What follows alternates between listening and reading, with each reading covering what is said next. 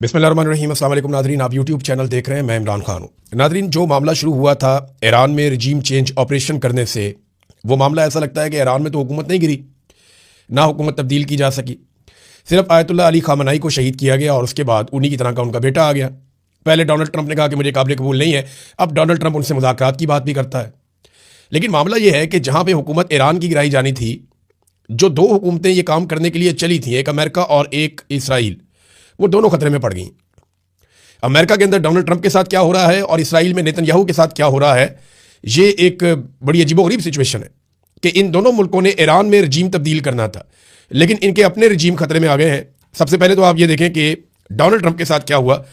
Republican party के अंदर, जो डोनाल्ड ट्रंप की अपनी पार्टी है, और अमेरिका के मीडिया के अंदर डोनाल्ड ट्रंप की शदीद मुखालफत पैदा हो चुकी है और किसी सूरत भी डोनाल्ड ट्रंप अब इस पोजीशन में नहीं है कि मिड टर्म इलेक्शन जीत सके।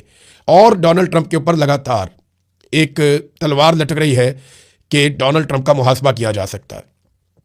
यानी डोनाल्ड ट्रंप ने खुद भी कहा कि मेरी इंपीचमेंट हो सकती है, और इसकी वजह सिर्फ ये जंग नहीं है, एप्स्टीन फाइल और उसके बाद बनने वाली सिचुएशन, और फिर पूरे अमेरिका को एक ऐसी जंग में धकेल देना जिससे ना सिर्फ अमेरिका को शर्मिंदगी हुई बल्कि अरबों डॉलर का नुकसान भी हो गया, और अमेरिका के अरब ममालिक के साथ ताल्लुकात और खलीजी ममालिक में अमेरिका की जड़ें वो उखड़ गई हैं, बहुत कमजोर हो गई हैं। ये सब कुछ डोनाल्ड ट्रंप के खाते पड़ेगा। तो हालत यह है डोनाल्ड ट्रंप की कि अब वो मुल्कों से मदद मांगते फिर रहे हैं। डोनाल्ड ट्रंप ने 5 मुल्कों से मदद मांगी। देखिए ना, एक वक्त ऐसा था कि अमेरिका किसी मुल्क से बात करता था, मदद मांगता था, तो वो बड़ा ऑनर फील करते थे। ज़ेलेंस्की का स्टेटमेंट अगर आप देख लें, ये कुछ अर्सा पहले जब डोनाल्ड ट्रंप नया नया अमेरिका का सदर बना, तो यही ज़ेलेंस्की जो है, ये जब व्हाइट हाउस में आया तो डोनाल्ड ट्रंप ने इसे काफ़ी शर्मिंदा किया था। बड़ी अजीबोगरीब सूरत हाल हो गई थी। आज वही ज़ेलेंस्की जो है, उससे मांगे जा रहे हैं कि हमें ड्रोन दें, हमारी मदद करें, और उसके बदले में उसको भी कुछ चाहिए। अब वो एक बेहतर डील चाहता है। एक दौर था कि अमेरिका ये कह रहा था कि यूक्रेन के जितने भी मिनरल्स हैं उस पर हमारा हक है, हमें वो दिए जाएं, और आज सूरत हाल क्या है। ये तो चले यूक्रेन की बात है, लेकिन अमेरिका ने जिन 5 बड़े ताकतवर मुल्कों से मदद मांगी, उनमें एक चाइना है, एक फ्रांस है, एक बरतानिया है, एक जापान है, और एक जनूबी कोरिया। इनसे मदद मांगी, चाइना ने साफ इनकार कर दिया। फ्रांस ने कहा जी हमने तो अपने हथियार नहीं भेजे। बरतानिया का स्टेटमेंट भी मुबहम सा है, वो इस लड़ाई का हिस्सा बनना नहीं चाहते, वो पहले ही मना कर चुके थे। जापान ने कोई अभी तक जवाब दिया नहीं, और कोरिया ने भी कोई वाज़ेह जवाब नहीं दिया। तो आप अंदाजा करें कि जिन मुल्कों से डोनाल्ड ट्रंप ने नाम ले लेकर मदद मांगी, वो मुल्क भी जवाब नहीं दे रहे, और जो रजीम तब्दील करने चले थे उनका अपना रजीम खतरे में पड़ गया। अब आ जाए नेतन्याहू पे, तो नेतन्याहू गायब है, इसका मामला तूल पकड़ता जा रहा है। पिछले साल आपको याद है जब ईरान ने बमबारी की थी, तो जो बिल्डिंग तबाह हुई थी उस पर खड़े होकर नेतन्याहू ने बताया था कि मैं यहां पे हूं, और एक जेस्चर शो किया था। वो नेतन्याहू अब किधर है, कोई समझ नहीं आ रही। दुनिया भर के अंदर यह सवाल पूछा जा रहा है कि नेतन्याहू मारा गया, नेतन्याहू जख्मी हो गया, किधर गया। लेकिन 2-3 पॉसिबिलिटीज है ना सामने ना आने की। अपनी मौजूदगी का सबूत नेतन्याहू नहीं दे पा रहा, हालांकि देना चाहिए। जो वीडियो नेतन्याहू की आती है उसके ऊपर इल्जाम लगता है कि ये आर्टिफिशियल इंटेलिजेंस की वीडियो है। बहुत मुमकिन है कि नेतन्याहू ठीक भी हो या जख्मी हो और ये आर्टिफिशियल इंटेलिजेंस की वीडियो हो, लेकिन आप कुछ जंग के माहौल में कंफर्म कर नहीं सकते। सामने क्यों नहीं आ रहा, बहुत सारे रीजन हो सकते हैं। हो सकता है नेतन्याहू जख्मी हो, क्योंकि कुछ रिपोर्टर ऐसे हैं, खासतौर पर एक रिपोर्टर की वीडियो भी वायरल हुई है जिसने खड़े होकर बताया कि नेतन्याहू का ये घर है, इसके ऊपर मिसाइल से अटैक हुआ, और जिस वक्त अटैक हुआ नेतन्याहू यहां था, यह दावा किया गया।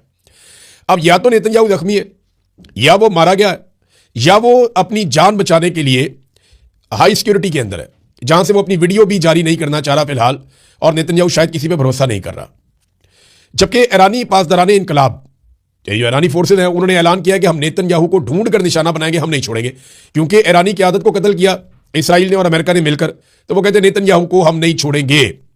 एक और बड़ा इंपॉर्टेंट स्टेटमेंट है जो ईरान की जानिब से आया, वो स्टेटमेंट मैं आपको इसके बाद बताता हूं। लेकिन अमेरिका के अंदर डोनाल्ड ट्रंप के लिए चैलेंजेस इतने बढ़ गए हैं कि उन्होंने लोगों को धमकाना शुरू कर दिया है।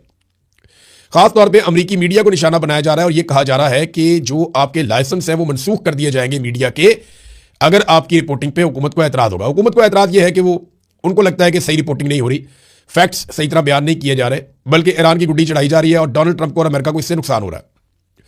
इसी तरह पाकिस्तान के अंदर भी पाकिस्तान की मिलिट्री एस्टेब्लिशमेंट पाकिस्तान की मीडिया को दबाती है, हर वक्त दबाती है। कभी हुबुल वतनी के नाम के ऊपर, कभी गद्दारियों के सर्टिफिकेट बांट के, कभी मुकदमात करके, कभी करप्शन के नाम पे, कभी लाइसेंस के नाम पे, कभी किसी और मामले में ब्लैकमेल करके, तो मीडिया को पाकिस्तान की मिलिट्री एस्टेब्लिशमेंट दबाती है। ऐसे ही वहां पे अमेरिका में यह सिलसिला शुरू हुआ। अमेरिकन मीडिया, जिसे एक आजाद मीडिया कहा जाता है, देखते हैं वो इसके ऊपर कैसा रद्देमल देता है। क्या वो डर जाते हैं, पीछे हट जाते हैं, या वो ज्यादा और तेज रिपोर्टिंग कर देते हैं और रद्देमल देते हैं कि जनाब ये लो, ये फैक्ट है, हम आपके सामने रख देते हैं। अमेरिकन मीडिया ने जो फैक्ट्स अब तक बताए हैं उनके मुताबिक अमेरिका ये जंग जीत नहीं रहा, और ये सौदा अमेरिका में नहीं बिक रहा कि ये अमेरिका की जंग थी। ज्यादातर लोग ये कहते हैं कि ये जंग अमेरिका की नहीं, बल्कि अमेरिका इस जंग में इसराइल की वजह से उतरा है। और डोनाल्ड ट्रंप के उतरने की वजह यह बताई जाती है कि डोनाल्ड ट्रंप को एप्स्टीन फाइल का खतरा था, और इस खतरे ने डोनाल्ड ट्रंप को जंग में उतरने पर मजबूर किया। अब जो अमेरिकी सहाफी हैं टक्कर कार्लसन, उनका एक स्टेटमेंट आया ऐसे में, उन्होंने कहा कि अमेरिकी हुकूमत मुमकिन तौर पर CIA के मुजरिमाना रेफरल के जरिए उन्हें गिरफ्तार करने की तैयारी कर रही है। रिपोर्ट्स के मुताबिक दावा किया गया है कि जो टक्कर कार्लसन है उसने जंग शुरू होने से पहले ईरानी रहनुमाओं के साथ कई मुलाकातें और राब्ते किए थे, और जनाब ये कानून की खिलाफ वर्जी है। कार्लसन ये कहता है, ये वो सहाफी है टक्कर कार्लसन जिसने डोनाल्ड ट्रंप से मुलाकात भी की थी जंग से पहले, और इसने डोनाल्ड ट्रंप को समझाया था कि मुझे इसकी समझ है, आप फंस जाएंगे, आप ये ना करें। डोनाल्ड ट्रंप ने इसकी बात नहीं मानी, और अब जब ये उसकी मुखालफत करता है, टीवी पर बैठ के फैक्ट्स सामने लेकर आता है, इसको सुना जाता है बहुत ज्यादा अमेरिका में, तो डोनाल्ड ट्रंप की शोहरत को नुकसान पहुंचा है। अब ये शख्स कहता है कि हुकूमत ने उन पर जासूसी की है, उनके पैगामात खुफिया तरीके से पढ़े हैं, और अब उन्हें जिस तरह जुलियन असांज का केस था या जैसे एडवर्ड स्नोडन का केस था उस तरह से कैद करने की कोशिश की जा रही है। यह दावा किया है टक्कर कार्लसन ने। तो अमेरिकी इतने परेशान है, अमेरिकी हुकूमत, और हत्ता के रिपब्लिकन पार्टी के अंदर से मुखालफत शुरू हो गई है कि ये तो इसराइल की जंग थी, आपने अमेरिका को इस जंग के अंदर क्यों धकेल दिया, और अमेरिका को इसका नुकसान हो रहा है। सबसे बड़ा नुकसान तो अमेरिका की जो चौधराहट है वो खतरे में पड़ गई है। अब एक तरफ मीडिया को धमकियां, एक तरफ इंटरनल प्रॉब्लम, तो ईरान का रिजीम चेंज करते अपना रिजीम फंसवा लिया।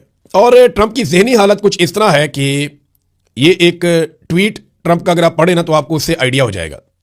यानी ये BBC ने इसको रिपोर्ट किया, आपको यहां से ट्रंप की इस वक्त जहनी हालत का अंदाजा हो जाएगा। उन्होंने कहा कि ईरान डील करना चाहता है लेकिन वो तैयार नहीं है। ट्रंप ने अहम ईरानी जजीरे खार्क को मुकम्मल तौर पर तबाह करने का दावा करते हुए कहा कि मजा लेने के लिए शायद हम उसे चंद बार और निशाना बनाएं, मजा लेने के लिए। यानी डोनाल्ड ट्रंप ये बता रहे हैं, सेनी कैफियत का आप अंदाजा करें कि वो बमबारी मजा लेने के लिए भी करते हैं। ये एक ऐसी कैफियत में डोनाल्ड ट्रंप आ गया जहां पे कॉन्फिडेंस नहीं रहा। अब वो लोगों को कॉन्फिडेंस देने के लिए कि हम बहुत ताकतवर हैं, हम बहुत बहादुर हैं, ये देखें हम तो शुगर लगाने के लिए भी बम मार सकते हैं। जो आदमी मजा लेने के लिए बमबारी की बात कर रहा है ना, किसी और टारगेट के अलावा, यानी थोड़े दिन पहले उन्होंने कहा जी बड़ा फन होता है, बड़ा मजा आता है जब हम जहाजों को डबो देते हैं, उनके बंदों समेत समंदर की गहराइयों में गर्क कर देते हैं, बड़ा मजा आता है, डोनाल्ड ट्रंप ने कहा था। फिर डोनाल्ड ट्रंप ने अब कहा